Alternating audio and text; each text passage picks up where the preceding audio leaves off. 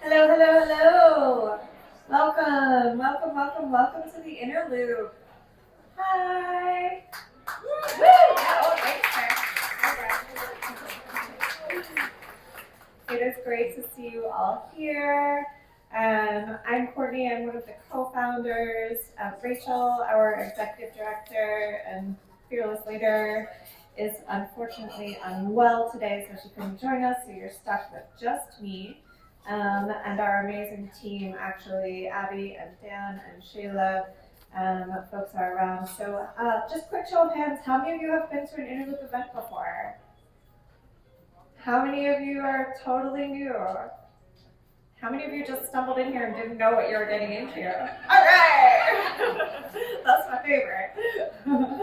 Well, for those of you who don't know us, we are a writing community based here in DC. Our goal is to cultivate and promote the unique writing community of DC and to provide inclusive opportunities for writers and lovers of literature to come together to share the experience, and in particular through our reading series, through the act of reading aloud, which changes things, as we all know. So we have several programs in addition to the reading series. This is our cornerstone flagship kind of initial program that started 11 years ago now, which is very crazy to think about. But we also run a summer residency program, which will be starting in June, and we do that in partnership with the Woodlawn and Pope Leahy House out in Virginia. So be on the lookout for a word from our residents this summer. We run writing retreats where everyone gets to just gather together at Cacaven State Park. It's a beautiful setting. We get together, we share meals, we share inspiration, and just have a really good time writing throughout the day. So those are at least twice annually. We'll have applications open in August for our upcoming retreat in November. And then we also have our Authors Corner program, which I'll tell you a little bit more about later in the evening.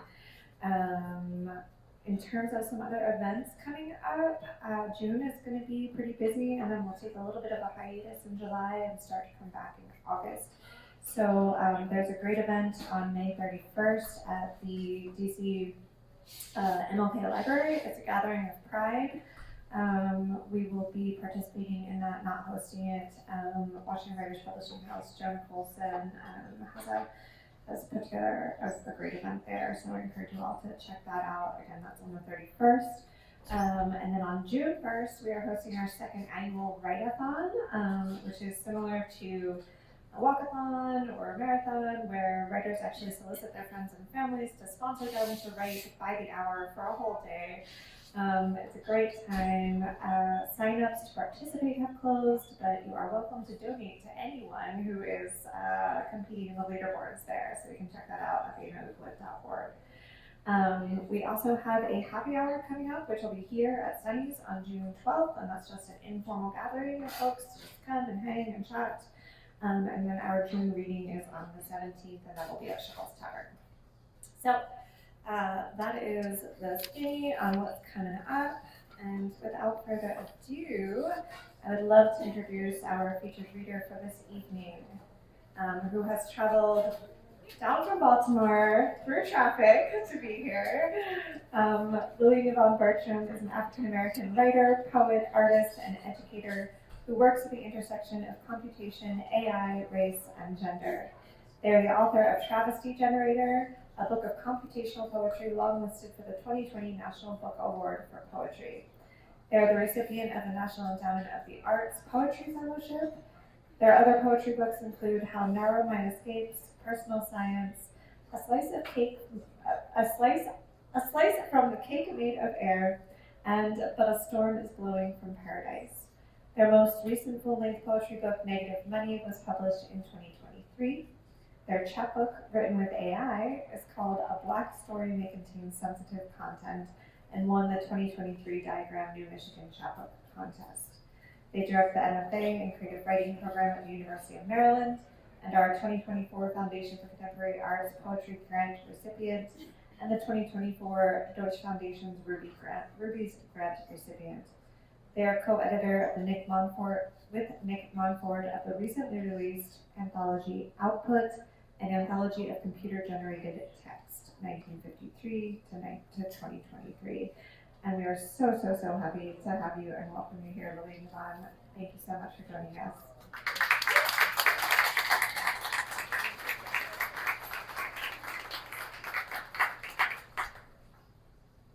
Hello.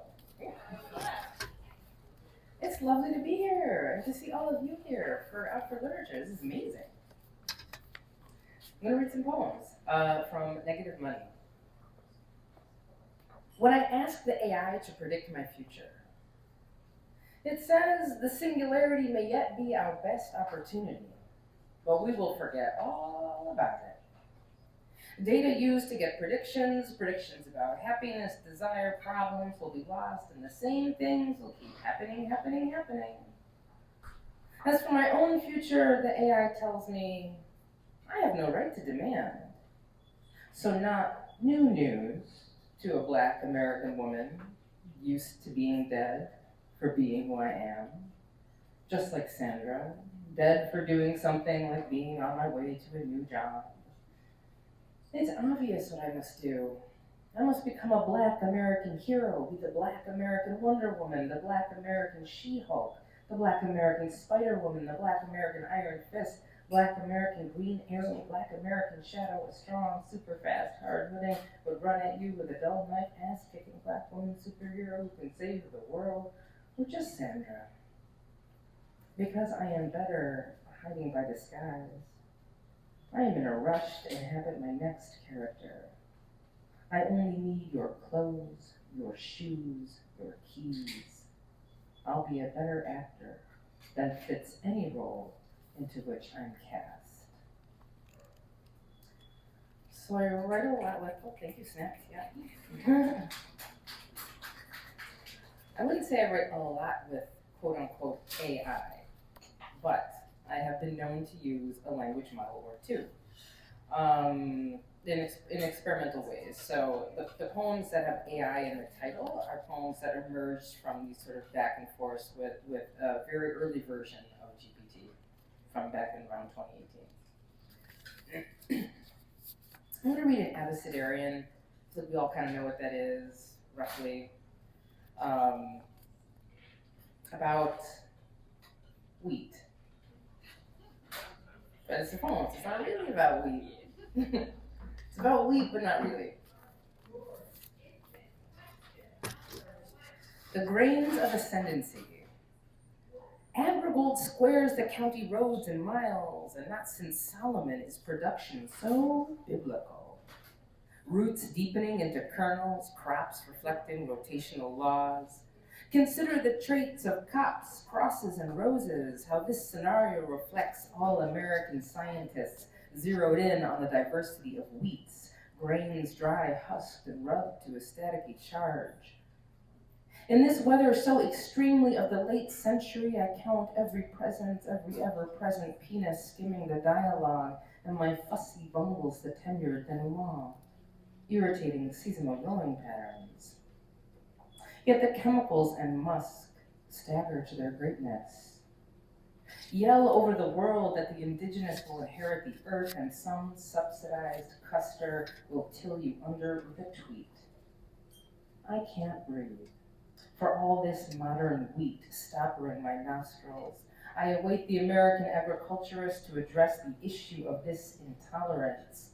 West of Independence, Jefferson City holds the world's only corn palace, closed for renovation on my visit. So to kill time, I bought a pink police girl cap gun and a 5-point tin sheriff badge. Let's play freeze, or I'll light you up. Mankind came to modernity on the whittled backs of grain. Blame guts on gluten, revolution on night sweats on red summer on red May on the wheat wave on easements easing, open leagues of frontiers. Homesteaded hectares poofing with bloom. Milling punishes grain and calls it progress. This night is Illinois quiet, save for the mill train and alfalfa fields shushing the air. And if I die in police custody, return me to my mother as a blood-soaked sock full of batteries. This night is canyon quiet, is Maine quiet, and lobster shell red, the color of battered flesh too changed to ever change back. Unhealthy wheat culture means civilization is in decline. And if we're gone, this whole playhouse goes up in smoke. And who left will pollinate these vacant hulls? I see green fields, but I can't seem to get there, no how. Wheat can, but we can't winter here. With allies like these, who needs anthrax? Can you survive every goddamn thing? Centuries in, centuries out, the roller mill revives colonial wheats. The germs of revolution collapse to flap like cards in the spokes of Zarathustra.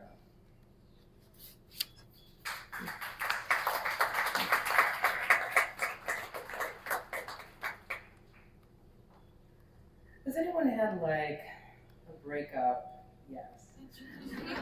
I know, there's more. And then was like, sometimes you don't wish someone well. Right? I mean, come on now. Sometimes you don't wish someone well. And I feel like there has to be room for that. To be like, I do not forgive you. Hate poem. I want you. Woozing the bridge high over the rock path. I want you dwarfed against the gate in the wet black field on the sinking edge of the black town. I want your alone to be alone under the blackest waterfall, under the minor lake's winter ice jagged deadbeat bubble. I want you, unmotivated as a nail. I want your teeth in my pocket, weighting your jaw in my pocket. I want you to do this, a twig through your eye. Your strumming hand laying on the tracks you're stuck licking. I want you shitting and the film burnt to bright gold curls. I want you in the friction of trees, always sorry. I want you sorry till your mouth a skunk wet O. I want your prick snagged in the state's dull bracket. I want more bad news for you. I want everyone to know.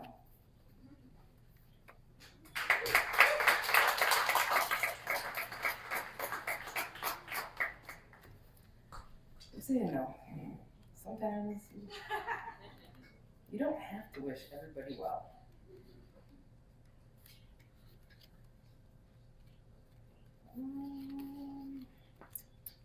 Where is it? I used to live outside of Boston, and I would go to a barber shop in Boston. And the barber was amazing. He was great, but it was a white barber shop. Story from a white barber shop. Listen, I don't know how to rescue myself. Now that we've gone through job talk and landed on football, and in his wisest voice, he's giving me his hot takes on scrimmaging with and against you all in high school and college football. He thinks there is something more between us when he says, between you and me, your people's natural agility, thigh size, and training response are centuries of someone else's brewing. His grace on the #1 blade is why I stay beneath the 1,000 birds humming away the trouble creeping down the back of my neck, and he cuts a hard part crisper than blackened toast. It's tricky work, saving white people from themselves when it's too late, or maybe it's too ironic not to, when who can I claim as friend if not the man slicking my curls into a glossy pompadour, each strand a bright black tune? But tonight, he knows a thing or two about slavery. He's deduced how it's worked to our advantage. That owners made it the strongest with the fastest, and today we can outrun and catch the world one-handed. Once, a white man called me to my face, and I wailed on him until my jeweled rings defleshed my knuckles, until that man's friends said they'd abandon their refinements and hit a girl if it came to that. Sure as a bear shits in the woods, it comes to something all right. An intimate time of night when a white man dusts my neck with that fine polar talc of his tradition, and I couldn't tell you which Drake verse was limning the mood. I know the logic of camouflage and want the good thing to stay the good thing, even when it can't. I tip well anyway. Let him think generosity is in my bones.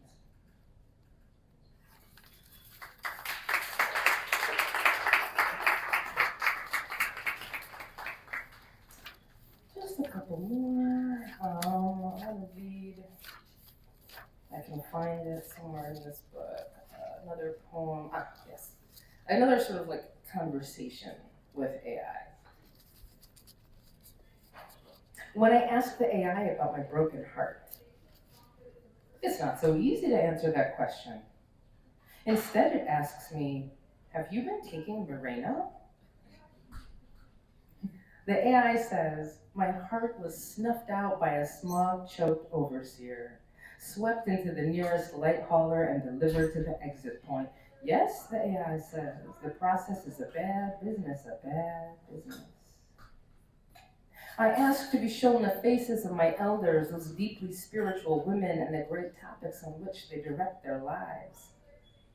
Set the course for your happiest moments, the AI recommends, and you can make anyone happy, but it's not going to be easy. According to the AI, Mark Zuckerberg loves me and told me to bring him a homemade plate of pudding topped with chocolate endive and a simple, honest thank you. Mark just says hi. I went on a guided meditation and I'm enjoying sitting in the cool, cool ocean, getting massages and messages like these. When I suggest to the AI that we further consider my history of failed loves, it says, you should have kept your mouth shut. Then wants to know, how can you connect with someone if you're willing to just let them go at any given moment? When I ask the AI why white men keep fucking with my life, it says, I can't influence that.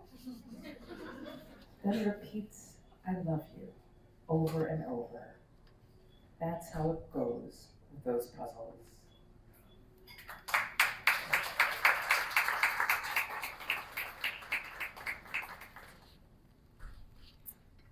And I will end with another AI poem that is hiding. Here we go.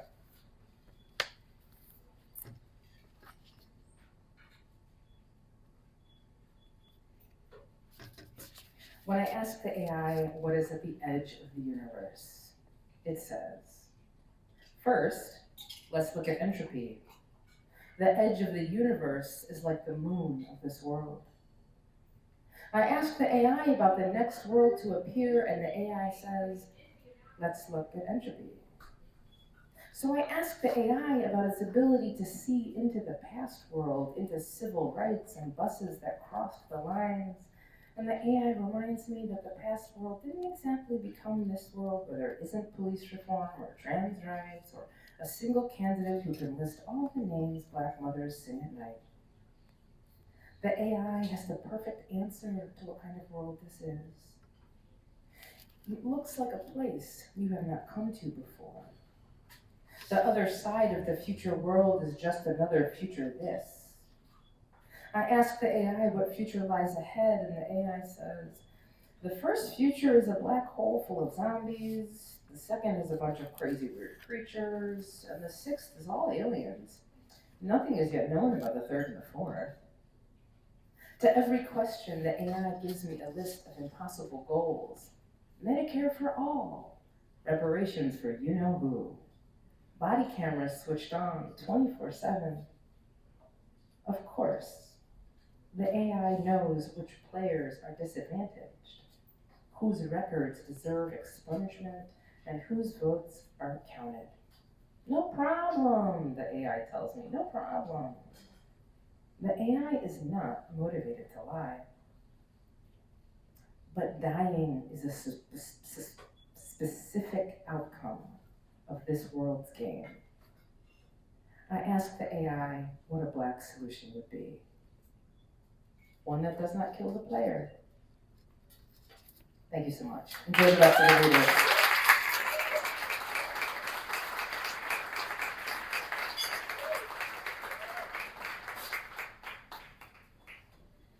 Thank you so much, Lillian-Yvonne, that was awesome. Readers can find your books all over the world. Yeah. Exactly. Local independent bookstores here in DC. Bookshop.org is another great spot if you need to go online. Okay, so here's how the rest of this is going to go down. Readers, you will be arriving in the order that your name is in the program. You have 5 minutes. I am going to delegate my timer duty to Dan. Where are you, Dan? Dan's not paying attention. Dan, you're on timer duty tonight. Yeah. You gotta offer the cough, like make people feel real uncomfortable. Wave your arms a little bit. So 5 minutes, please. Out of respect to your fellow readers, stick to your 5-minute limit. Dan will be on the clock there.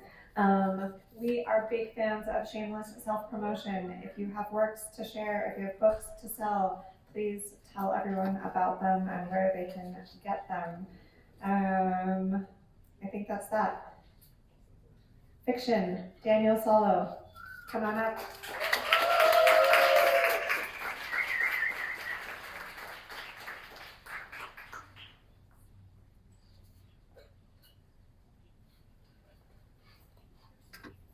Hi, I'm going to read some flash fiction.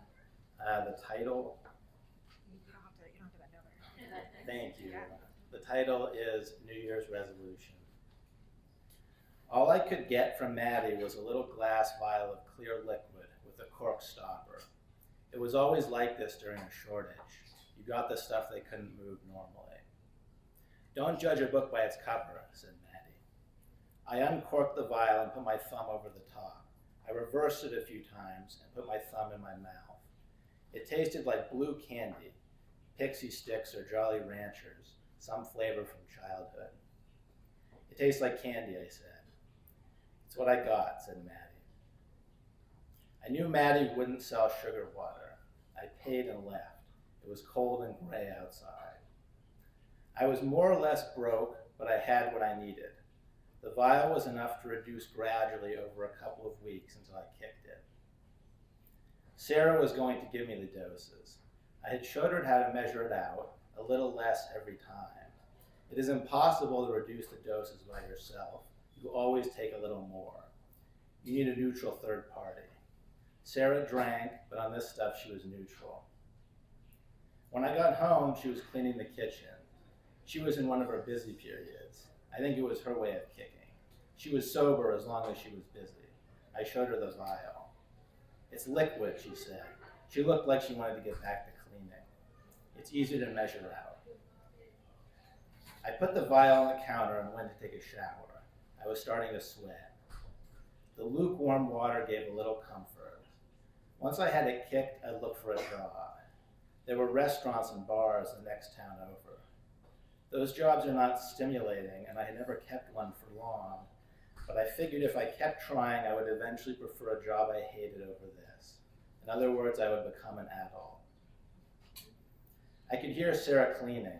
She was moving things around. She does everything intensely when she's like this.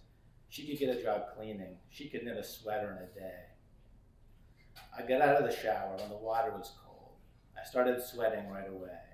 I went into the kitchen to get my first dose. Sarah was gone. The missing bottles on top of the fridge told me she wasn't coming back.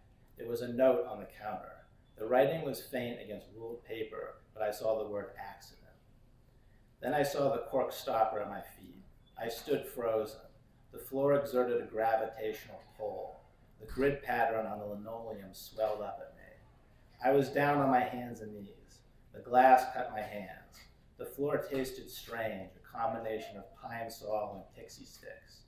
I went slowly, licking in circles with absolute concentration, trying to find where it tasted most blue. Thank you.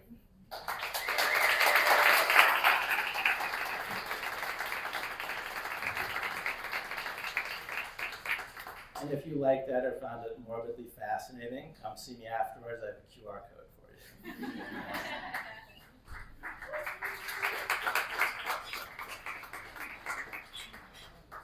Where does that QR code take us is the question. Next up in poetry is Brandel France de Bravo.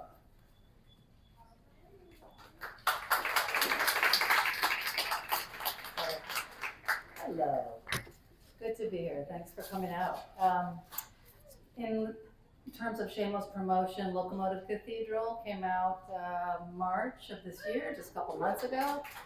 And you can come see me if you're interested in a copy. So I'm going to read from that, and I'm going to read, start with, I'll just do two poems. I'll read one of the resilience poems. There's a series of poems with resilience in the title peppered throughout.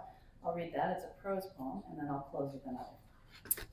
And I do need glasses. Resilience 1. So the resilience poems are mostly about climate change, but not exclusively. Some are about capitalism. Like restaurant carp, we're learning to live in this aquarium.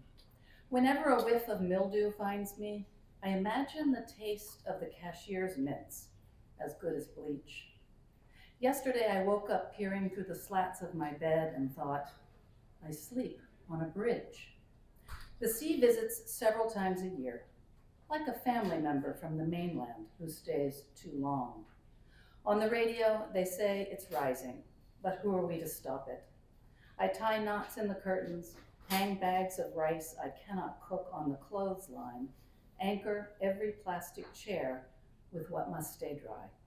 The sewing machine I use to hem our skirts, pants, 3 times now, and cardboard boxes of family photos, foreign magazines, birth certificates, letters home, a diploma.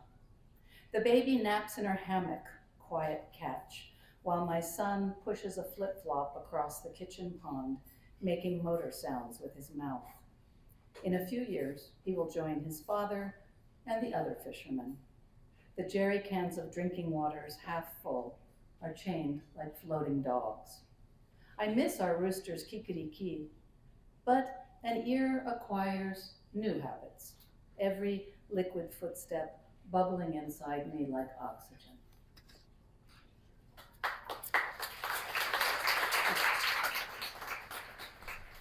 And I'll close with this one, which is called After the Ecstasy, the Laundry. And I cannot claim that title. I stole it from Jack Cornfield. Window cracking, door padlocked, another laundromat is closing. How far will people have to drive their dirty bedspreads? Headlights in daytime, snaking in slow caravans, black hefty bags in the back seat, to some suburban strip malls sit and spin. My years of hoarding quarters, jam jar maracas, are over. Wheeling my wet load past oversized peepholes as I eye the red minutes, over. I don't have a private chapel devoted to laundry as seen on HGTV, just an in-unit WD, and so must most neighbors. Do I miss laundromats?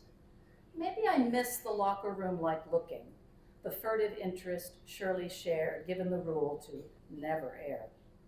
Maybe I miss balling socks, folding underwear, quickly concealing the crotch on a long table where so many strangers, boxers, nightgowns have rested. Any raised surface can be an altar, a place to kneel side by side, mouths open to receive, eyes fixed ahead, staring into a sleeve. Another laundromat is closing. And I'm wistful for some imagined leveling, a there but for the grace gone, forgetting there's always been drop-off, and laundresses like silent confessors to pound stone, ring river, inhale the steam of hot metal communing with cotton. From a stack dryer in the closet, I carry my tangled heap to the bed, spilling as I go. Is it lonely? Only as much as meditation. Fishing and folding, I think, justice, like laundry, is never over, which feels profound, until in a bookstore I discover I'm not the first to find wisdom at the bottom of a hamper. Maybe it's not how we do it, but that we all do, cycling through the stink and stain of it. An idea so soft from billions of washings, you can't help wanting to wear it. Thank you.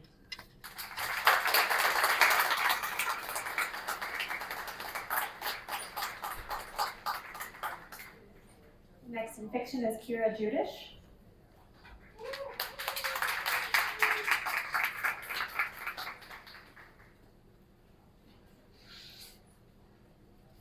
Hi everyone, I'm Kira. Thank you so much for coming tonight. Today is my first public reading, so I'll be reading you the first few pages from my debut novel. Minji Choi's notable absence from graduation rehearsal set the gym ablaze with murmurs of misfeasance. For starters, Minji's vacancy decreased the Benjamin Franklin High School for Math and Sciences senior class size from 421 students to 420, which several of the football players found humorous enough to shout, 420, in a scooping bellow that reverberated throughout the gym. A few linebackers repeated this jest ad nauseum until they successfully produced a giggle or terse smile from a fellow classmate. See, Minji's void was one with no obvious explanation.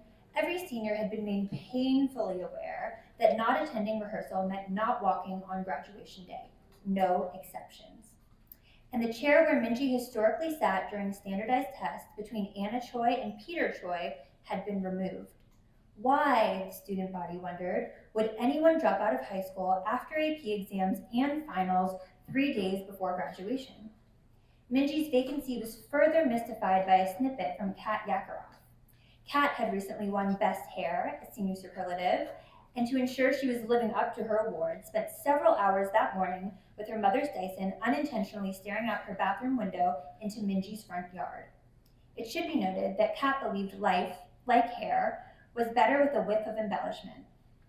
We weren't close, obviously, Kat felt a need to clarify as she whispered to Emily Young, but we're neighbors, so of course I see things, I hear things, and this morning, all of the lights were off. Maybe people were asleep, Emily replied, with an indifference so palpable, Kat scrunched her nose with disappointment. Perhaps, but all their cars were missing too. How many cars did they have? Kat rolled her eyes. Well, just the one, I think. They could have gone on vacation, Emily said, half-heartedly, as though she was debating the idea with herself. But that wouldn't make sense, because who would go out of town the week of graduation? Exactly, Kat smiled to herself before adding, and last night, I heard screaming coming from their living room. Like what kind of screaming? Emily asked, opening TikTok on her phone. Kat chewed her lower lip and watched Emily's French manicured thumb scroll past influencer after celebrity after ad. Kat bounced her leg up and down and cleared her throat lightly, hoping Emily would look up and give Kat's story the proper attention it deserved. But Emily remained fixated on her screen, so Kat blurted out, just a single blood-curdling cry. Are you serious? Emily shrieked with such shrill that their row, the end of the alphabet surname seniors, jerked their head to understand the commotion.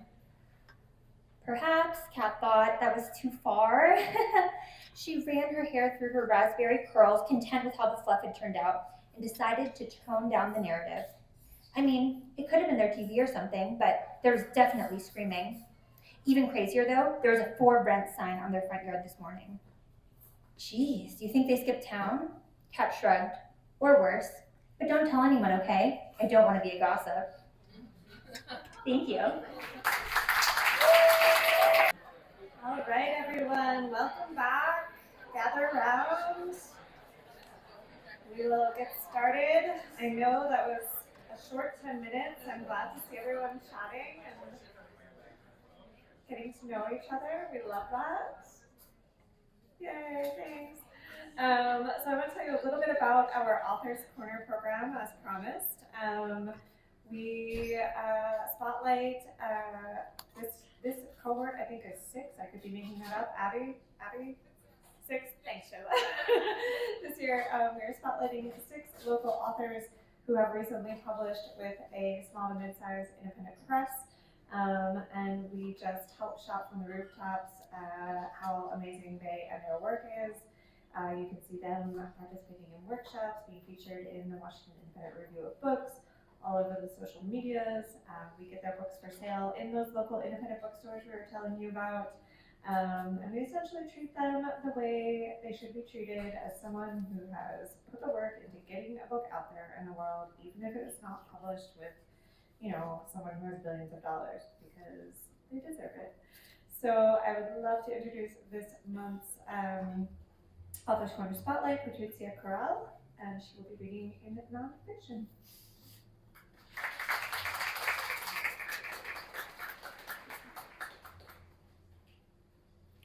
Thank you, everyone, and thank you to the Inner Loop team for everything you've done for us. Like, it's just when I was picked as one of the Author Corner authors, I knew that we would be doing many things, but I didn't realize how much we will be doing. And I know, as someone that is also in programming and events, I know that requires a lot of work on your end. So I truly appreciate the work you do. I'm going to be reading from my memoir, Woman Surrounded by Water. It's difficult for me always to describe what is it about, but mostly it's like difficult experiences of my life in conversation with experiences of women ancestors and also Puerto Rico, the island, as a woman. So I'm going to be reading 2 short pieces that are about Puerto Rico and our colonization and all of that, and also about the Hurricane Maria. La Isla. The motherland has never been a free country. How do you learn to be free if you've never seen freedom? How do you learn as a woman born in an enslaved island to be independent, to free yourself when your own country hasn't been able to? I left behind my mother, daring to live a life better than hers. How does a colonized woman dare aim for freedom? I was born and raised to fear being left or abandoned. Any day the USA could get tired of us and leave us to our own luck, they always told us. We've never been sure of our relationships. Estado Libre Asociado, translated, it doesn't have the same meaning. Commonwealth of Puerto Rico. The colonialism is disguised. Then you go through life and you don't mind relationships that have no definition. You're used to being owned without expecting anything in return. You're used to meeting your owner. You need to be owned. You're afraid to stand on your own feet, independent. If you're independent, you could be persecuted, end up in jail, you could get killed. Because if you want to be independent, you'll be part of a shamed minority. You have to become small, because the smallest island from the greater Antilles is Puerto Rico. Look how small we are. Our geography teachers always taught us when they pointed to the map. And there you are, with the irreverence of trying to be big. You have to unlearn that you can make it by yourself. They always told you the island can make it by itself. You're a woman and you're an island.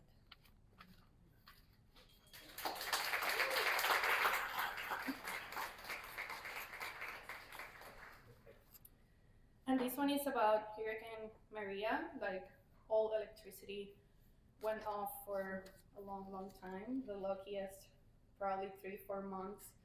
Most people like about a year. The one who sends boxes.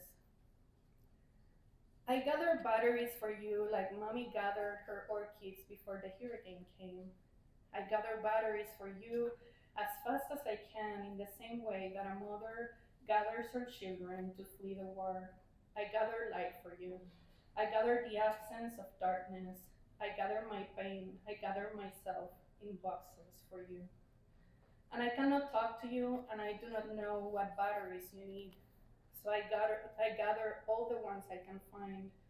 AA, AAA, C, D, and I wonder which ones your flashlight uses and how many flashlights you have. I wonder if your radio works and if you can listen to the news, and if you have music, and if you have enough crosswords to replace your telenovelas. A grandmother should not be in the dark. And I wonder if you still have matches for your candles, and if the Sacred Heart of Jesus will have a candle for you, you who has lit so many for him. Your darkness calls me, and I cannot see you. How do I send you the sun in a parcel? How do I send you light in a USPS flat rate box? What size do you need? They ask me at the post office. The biggest one, I answer. I walk with the boxes to my car, which is full of batteries of all brands and sizes. I open the trunk, which also has cans of Spam fruit soup. I wanted to send you food, but you asked me for light. You, the one who never asks and always gives light. I put all the batteries I can fit in the box. I put in 3 flashlights, and I also put in my faith to illuminate you. I prepared 2 boxes instead of 1, in case one of the 2 is lost, so that one of the 2 will arrive first. And before closing them, I see that 2 cans of soup and 2 cans of fruit will fit, and I put them in case you get hungry. Thank you.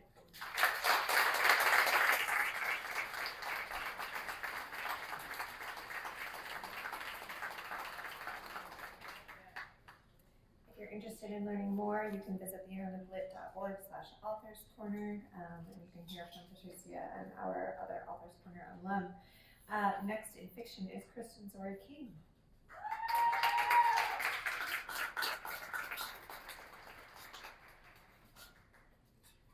Hi, I'm Chris. I'm going to be reading a short flash fiction piece from a collection I had published by Stanchion this year. It's called Ladies, Ladies, Ladies, and I have copies available if of interest. This piece is called Miss Lonely Heart Herself.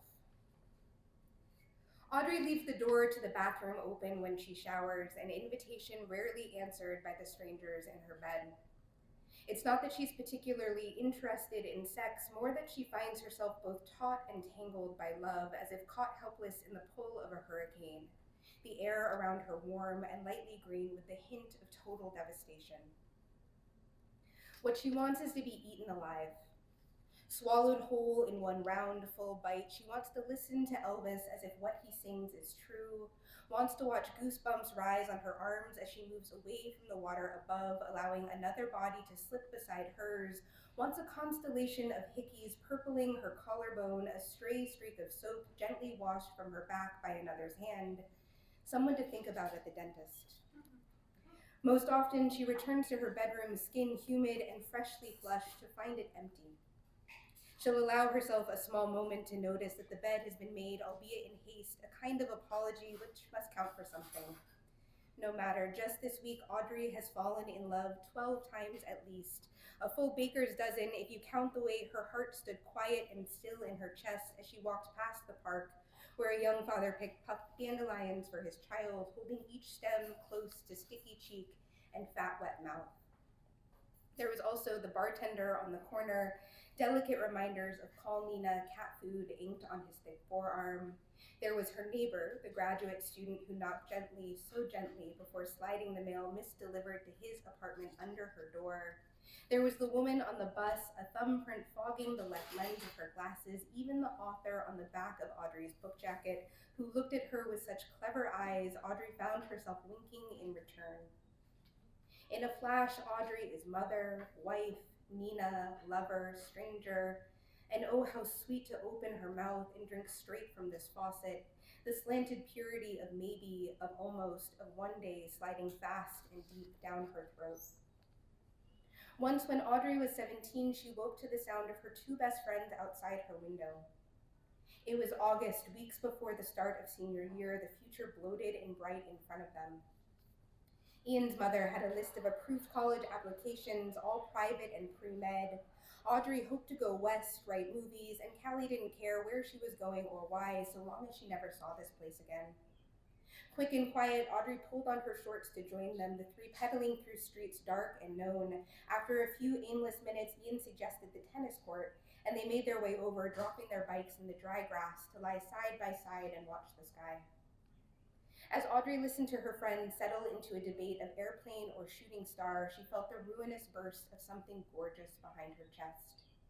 She'd had a wink of this feeling before, usually when Callie showed up to homeroom seconds before the bell, her hair still damp and curled from the shower. But tonight it was bigger. Grand and gilded and honeyed with the last of summer, if someone were to hold a dandelion close to her own mouth, if she were to close her eyes to wish and blow, she'd wish for the same thing she'd wished for since that night, a crisp moon, a bruise on her left knee, the heat rising from the sun-stained turf through to her pelvis. What could be more noble than this? The naked extension of oneself toward another. Audrey runs the shower hot, fogging up the small room and leaving a faint vapor scented with lavender on the wood frame of the bathroom door. Eyes closed, she gives in to a brief slip of hope that a body will slide into the steam behind her to press flesh, wet and slick and hard against her back. It fills her, this feeling, the humid air, a storm alive around her. When asked if she's ever felt her heart break, she has two answers, every single second of every single day, and yes, once. Audrey draws her name in the condensation of the shower wall, traces a heart big and sloppy around it, hums "Love me tender, love me sweet," and erases it all with the meat of her palm. Thank you.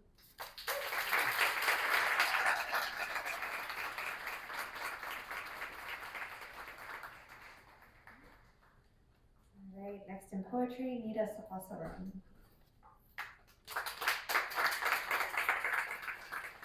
Thank you. Thanks for coming out, and thanks to Interlude for having me. I'm going to read from my book that came out in April. It's called Novice. Woo! Thank you. I wrote these poems over 20 years and living in Asia and Eastern Europe, but I'll only read two. The first one's called She's a Maniac, and it's, I think we're all old enough to know the song Maniac from Flashdance. But it's really about how I can't get off Instagram. Okay. She's a maniac. I thumb past a meme of Ben Affleck, post-cry, face tilted to the sky, in a hashtag mood. Bowls of sensual noodles, a gram of a pick of Holzers protect me from what I want. And a still of Roger Sterling from Mad Men subtitled, You Don't Value Relationships. Now, do I like, hide, or comment on a video of a little boy dragging an empty jug as he takes us on a tour of a camp crowded with women and children? The clip rewinds, the ground is dry, and there are no men. It's happening now. His sky is a dusty blue robin's egg. He is the age of my son, and I hover until my thumb presses save, which sends it to a folder called Saved, where I also collected a gorilla who spins to the track She's a Maniac in a plastic blue kiddie pool. She doesn't actually hear the music. It's a track laid over her. Sunlight streams in through a square opening as she spins in a vortex and pounds the surface to glitter, nebulizing the iron bars and cinder blocks. I rewind, complicit in returning her to her cell, because I like to watch a dancer become the dance, as there is no saving ourselves.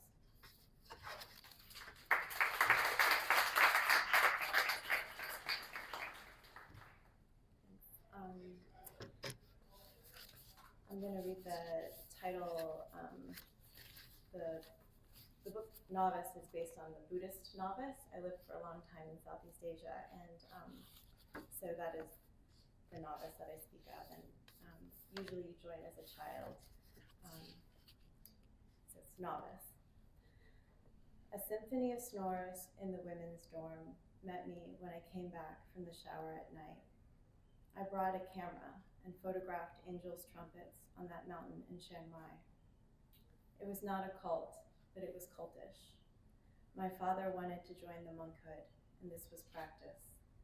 I did not shave my head or wear robes, though everyone wore white. We meditated, listened to lectures, and fasted.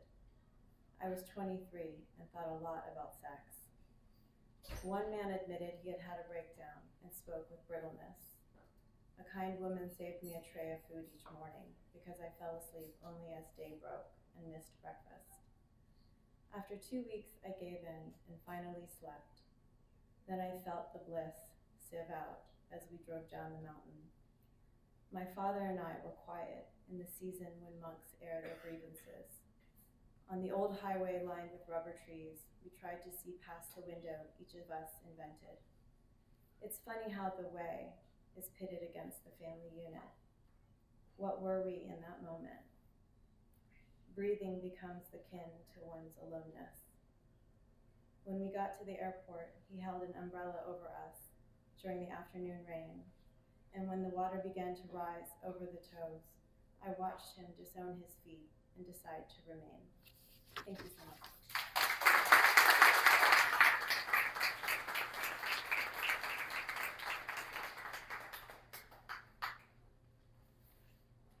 Okay, next in nonfiction, Bianca Kersellius.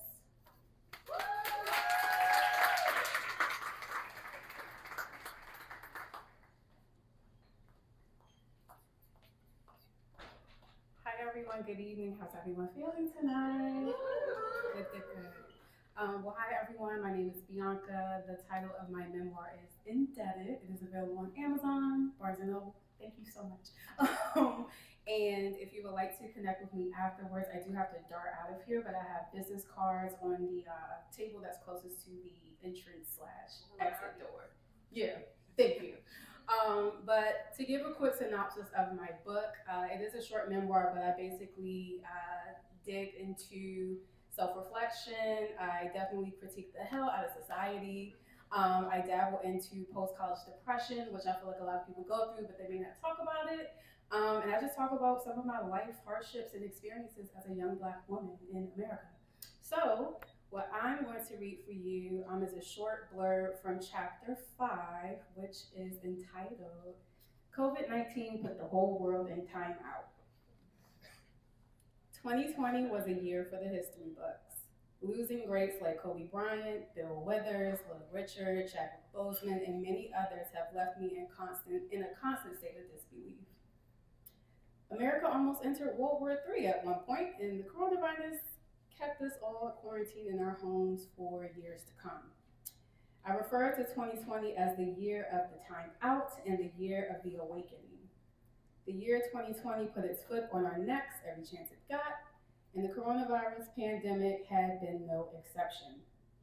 The virus spread like wildfire throughout the world and eventually made its way to the United States.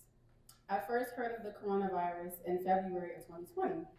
And at the time, I was working on my business launch because it had been 2 months since I'd left my full-time job. I had no idea that we were all in for such a rude awakening. I did briefly read articles about the virus outbreak in Wuhan, China, and how it quickly surfaced in other countries overseas. But once March came, it seemed like all hell broke loose as the virus began to spread and take over the entire United States. From my vantage point, it seemed that we Americans did not really take the virus seriously enough. Toilet paper soon became non-existent on store shelves. Lysol wipes were sold out damn near everywhere, including online, and people were buying up food and household essentials as if the world were soon approaching its end. COVID-related deaths were on the rise, and masks and face coverings became mandatory for people to wear outside, although some people completely missed this message, but I digress. Stay-at-home restrictions were getting pretty serious nationwide. The timing seemed to work out for me because I was already used to being home most of the time, since I had left my job during the winter season. It wasn't hard for me to keep myself in warmth in the comfort of my home while I focused on starting my business. I was content for the first couple of months, but the global pandemic had kept me confined to my home for more than half of the year by the time that summer 2020 hit. That wasn't a part of my plans at all. Hell, it wasn't a part of anyone's plans. 2020 had been completely overwhelming and traumatic, if you ask me. I had moments where I had to turn my phone off to avoid all the distractions in the news cycles. The phrase, if it leads, it leads, is still true when it comes to what we see in the media. This fear-based tactic used in newsrooms across the US can be too much to bear at times. I was exhausted from seeing Black people being murdered by the police. I was tired of the whack-ass responses from companies regarding their stance on racism and police brutality. I was also tired of seeing social media posts about people directing others on how to spend their time during a pandemic. People would often say things like, oh, if you don't come out of this pandemic with a new business or a new investment, then you've wasted your time. We are all living in crisis mode, and I find it useless for people to project their expectations onto the rest of the world. There are people out here who are dealing with depression, trying to heal from trauma, and literally struggling to find a light at the end of the tunnel during this pandemic. We all need to practice more compassion and empathy for those who may not have certain privileges. Aside from some of the nonsense on social media, the pandemic did allow me to do a lot of self-reflection. I have more than enough time to sit with my thoughts and emotions. I wouldn't have been able to do that if the world was still functioning at its usual fast-paced normalcy. The extra time pushed me to break the cycle of rushing. I'm learning that what may be urgent for everyone else does not have to be urgent for me.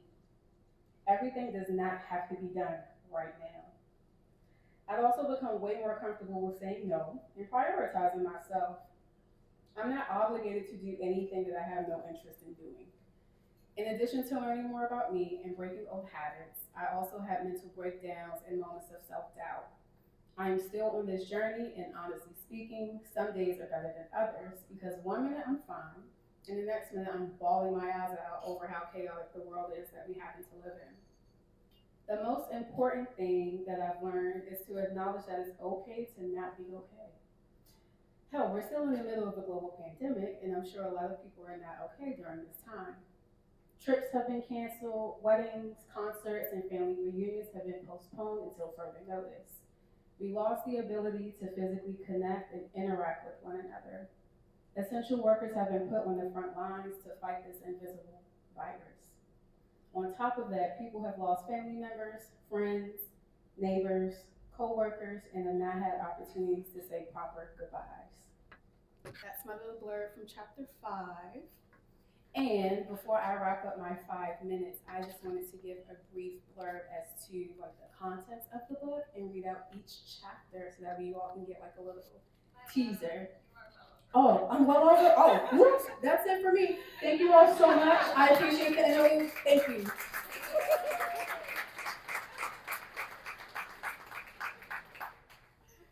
Thank you, I'm sorry, but please do go check it out. Next in fiction, Jacob Spencer.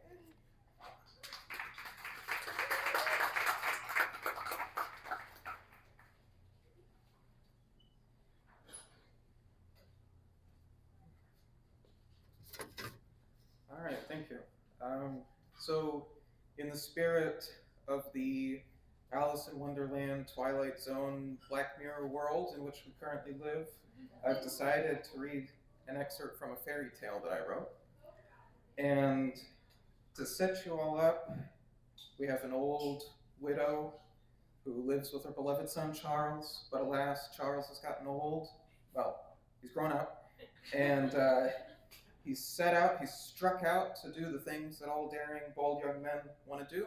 She goes to sleep that night, very sad, but she knows that tomorrow will be a much better day. And so with that, the mother awoke at sunrise and ventured into her cellar. She pulled up one of the floorboards and opened the secret compartment beneath. Inside, wrapped in a blanket, was her baby Charles, deep in his ageless coma. She gently lifted him from the floor and took him up the steps. After ascending, she set the baby down, closed up the cellar, then carried her Charles to the hearth. "Wake now, little one," she whispered. "It's time to wake." The widow tugged on the collar of her dress and began to nurse baby Charles. He latched on, then cooed, and warmth filled his body. Joyous tears flowed down the widow's cheek. And so the old woman raised little Charles and taught him everything he needed to grow and be healthy. Charles, in turn, gave her all the love and affection she desired. When he was little, there was nothing he could want more than to play with his mother, pick flowers with her, and help her with chores about the house. All was well for 10 years. Then one day, When the little Charles was out to buy honey, the widow heard a knock at the door. "Mother, it's me." She froze in her spinning wheel. It was old Charles. But which one? Was it the oldest Charles? No, this was the older Charles, the one before, the one who had sworn he would return. "Mother! Are you sure she still lives here, my little quail?" another voice said behind the door. "Oh, I'm sure of it." "Mother!" Again he knocked. The old woman anxiously rose, went to the door, and slowly opened it. Tears filled her eyes as soon as she saw him. Her Charles, all grown, with a groomed mustache, a red greatcoat, the tall black hat of a sharpshooter, and a curved saber on his belt. Beside him was a young woman with a long brown braid that reached to her waist and a fur shawl around her neck. "Charles? I told you I would visit, Mother," he said proudly, "and I told you I would come back as the retainer of a great lord with the daughter of a king by my side. Well, my Luba is not the daughter of a king, but daughter of a countess." "Oh, it's a pleasure to meet you, madam," said Luba sweetly with a smile. The widow didn't look at her. "My boy," she hugged him and wept, "you've come back to me." Yes, he held her tight. "Let me in, I have so much to tell you about." Charles and his bride entered the hut. The widow made tea for the three of them. They all gathered by the fire. "After I left you," Charles started, "I did strike out to seek my fortune. At first I had little luck, but one day I heard about a shooting contest at the castle and went to take part. Turns out I'm a natural, never even fired a gun before, but I made 5th place. They offered the top 10 contestants an opportunity to enlist. Could you ever have imagined it? Me, a royal shooter. I never liked guns, that's why I always kept one out of your hands," said the widow. "But it was good that I did this. If I hadn't, I would have never met my Luba." "Well, why didn't you come visit me sooner? It's been 10 years, by God, Charles." Her son looked sadly at the floor and nodded. "I know. I meant to come sooner, but when you're in the army's hands, you travel and have very little freedom. I'm fortunate now to be stationed just 10 miles from here, and I was recently made officer." He rested his hand on the pommel of his sword. "So I now have my own quarters in the castle. You can visit me there and write to me." "Your mother can write," said Luba. The widow threw her scowl. "Of course. She taught herself how to read long ago in order to recite fairy tales to me. Smartest woman in the world here." "Indeed," said Luba. Then the door opened. The mother's heart stopped and she turned. How had she forgotten? It was little Charles. He stood now at the doorway holding a jar of honey. "Hello there," said Big Charles to the little one. "Mother, who are these people?" asked little Charles. "Mother?" Big Charles repeated. Luba gasped and covered her mouth. Big Charles rose, went to little Charles. "You look very familiar. Where do you live?" "I live here," said little Charles, "with my mother." "Oh, you must be mistaken, little one. This is my mother's home. As you see, she's far beyond childbearing years." "Mother, who is this little boy?" "Oh, he's, the old woman gasped and put her hand to her pounding heart. "He's that beekeeper's son." "What?" said little Charles. "Oh, don't worry about him, dear." The widow rose and ushered little Charles from the house, anxiously shutting the door behind herself. "What is this, Mother? What's happening?" "Oh, it's nothing, sweet one, it's nothing. Listen, I need you to go get more honey. In fact, don't go to that local beekeeper." "Where should I go?" "To the beekeeper in Beetletown." "But that's a 3-hour walk." Yeah, just..." The widow pulled out a pair of coins from the pouch on her belt. "Take this, and when you get to Beetletown, rent a room at the inn. I'll meet you there this evening." "But no, you must listen to me. Do as I say. Wait for me there. I have some business with these people." "He called you mother in there. Do as I say. Don't worry about those people." Little Charles frowned. "Fine." The mother hugged little Charles and patted him on the back. "You'll be all right. The roads are safe. Beetletown is safe. I'll see you there this evening." So little Charles set off for Beetletown, and the mother returned inside. Big Charles and Luba were still sipping from their tea, whispering to each other. Then they fell silent. "What was all that, Mother?" She sighed. "It's the beekeeper's boy. He's not right in the head." The old woman sat down across from Big Charles. "His mother died when he was little, and I've since helped take care of him while his father works. He's a sweet boy, but he's not all there, if you know what I mean." "Ah, I see," Big Charles nodded. "What have you done with him just now?" "I told him he needed to go back to his father. He could come for a visit tomorrow." "Interesting. And why did he call you mother?" "As I said, I'm taking care of him. I'm like a new mother for him. Don't worry about it. He's not right in the head. Now, let us eat."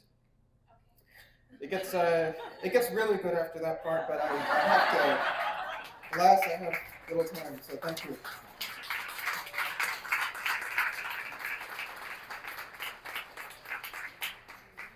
Let us eat is always a good line to end on. Bringing us home this evening in poetry, Vanessa Couto Johnson.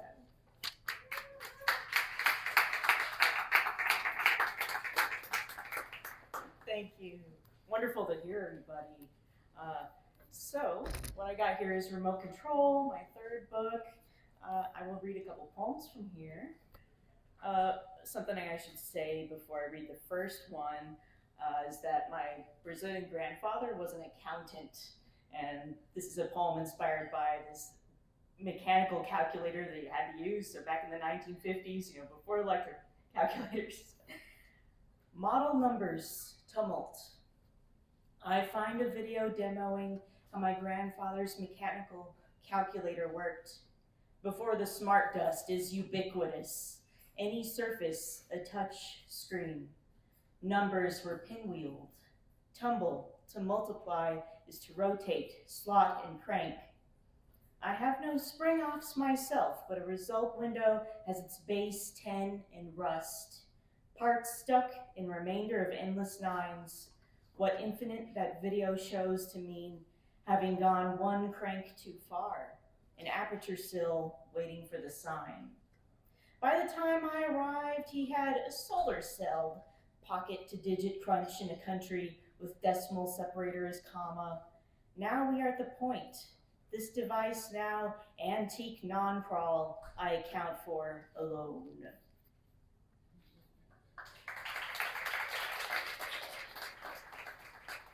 This next one is called Con, with an asterisk at the end. How does the one nude with the jeweled belly, plastic smile, hair neon and vertical, brush childhood? If all true trolls could be toyed, shelf pulled, unplugged, would there be less mania without their interrupting formation? Ruptures from a keyboard and clip art, let the abscoundrel huff in the bag of their swindle.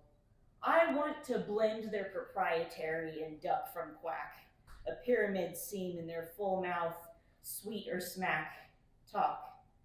What's the kiss that could dwarf what's hatched in their audience, though?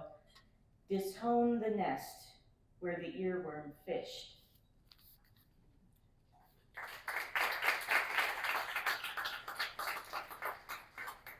All right, and this next one is called In Which I Complete My 5th Powerlifting Competition on Mole Day 2021.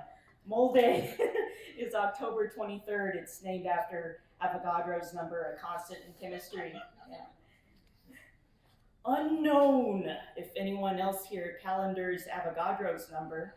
We do convert between pound and kilo. Can I be my masked hero?